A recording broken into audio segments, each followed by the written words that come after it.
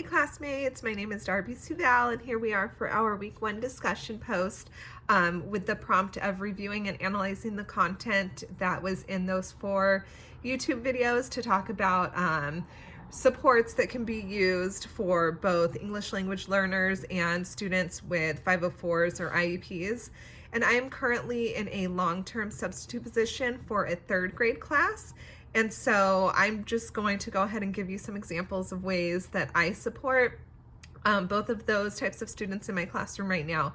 I think that kind of makes it the easiest when we're able to reflect on strategies that we're currently using. Although there were a handful of great tools that were provided in those videos. I liked how they talked about computer programs that can do the text to speech and then speech to text.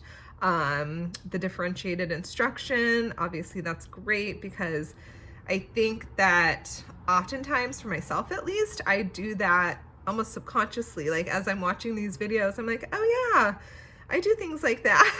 So it's always kind of neat to see how, we're actually implementing things that we're learning.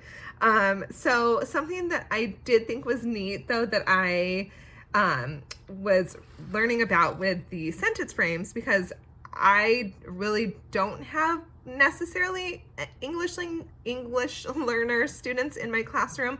I've only been in there for 3 weeks so far, and there is one student who he came into school at like the novice level, but he actually has really great language skills, so I don't know the last time that he was tested. But I thought that it was cool how they talked about the sentence frames. So I was thinking about how I could implement that to help him in a math lesson would to be utilize sentence frames such as the rectangle has blank sides, because we're learning right now about the area of rectangles. Or I could do a sentence frame, the array has blank rows. The array has blank columns. So things like that, that I feel like even beyond an English language learner, that would probably help support a lot of students in my class.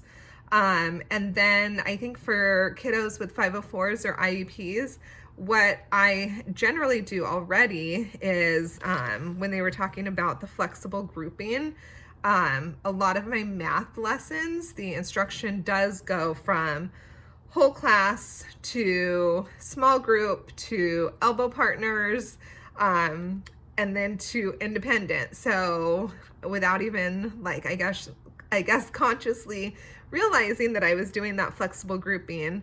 But what I tend to do is generally have them work on a couple of problems on their problem set with an elbow partner. But I suppose that I could start even purposefully putting them together if I know that I've got a higher learner, that I could match them with a kiddo with a 504 or IEP. But what I actually do is take those formative assessments, the exit tickets at the end of each lesson, and I grade those the same day.